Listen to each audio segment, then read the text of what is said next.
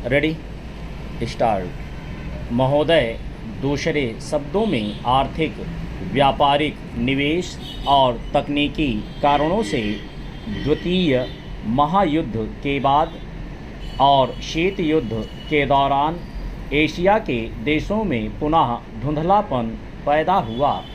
लेकिन यह बात सही नहीं है कि एशिया की संस्कृति और सभ्यता को पश्चिम के प्रभाव और आधुनिकतम तरीकों ने नष्ट कर दिया।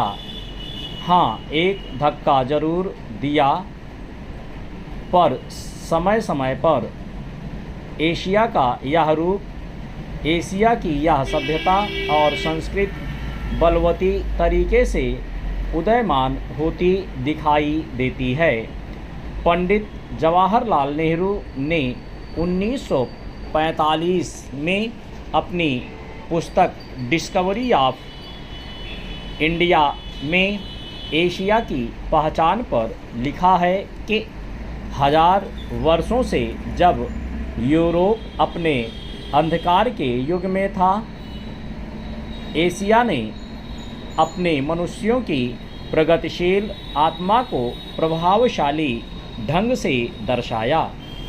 उन्होंने यह विश्वास भी जताया कि एशिया की संस्कृति और सभ्यता यूरोप की संस्कृति और सभ्यता से अधिक प्राचीन है। आज के दिनों में भी चीन के नेता अपने यहाँ आध्यात्मिक क्रांति की बात करते दिखाई देते हैं और अपने आर्थिक विकास को भी प्रतिबिंबित करते हैं। मलेशिया के प्रधानमंत्री भी बड़े गर्व के साथ मलेशिया के रास्ते की बात करते हैं और आधुनिकता और पारंपरिक संस्कृति के मिश्रण से मलेशिया का विकास करना चाहते हैं।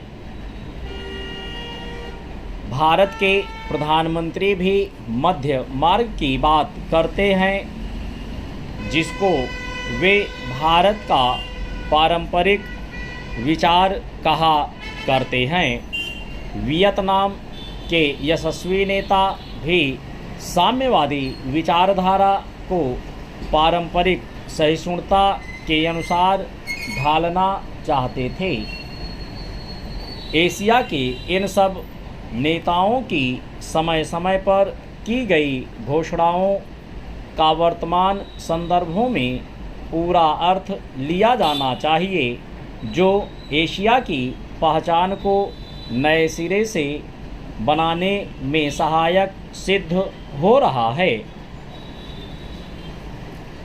चंद यहाँ यह भी बताना उचित होगा कि हाल के वर्षों में एशियाई देश, विशेष रूप से पूर्वी एवं दक्षिणी पूर्वी एशिया के देश, एशिया के सुदृढ़ देशों के रूप में उभरे हैं और इन देशों के आर्थिक विकास की दर विश्व के किसी भी अन्य देश के आर्थिक विकास की दर से अधिक है तथा जिनके आने वाली शताब्दी में विश्व आर्थिक व्यवस्था के निर्माताओं के रूप में उभरने की आशा है।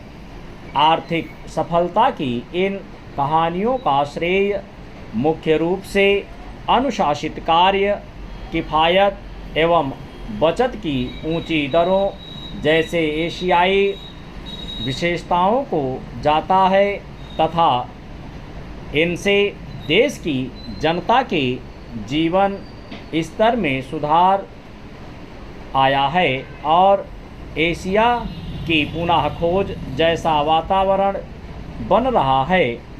एशिया के देशों में अपनी अब आपसी भाईचारे की भावना उभर रही है और इससे ये देश परस्पर निर्भर हो रहे हैं तथा शीत युद्ध के प्रभाव से मुक्त होते जा रहे हैं।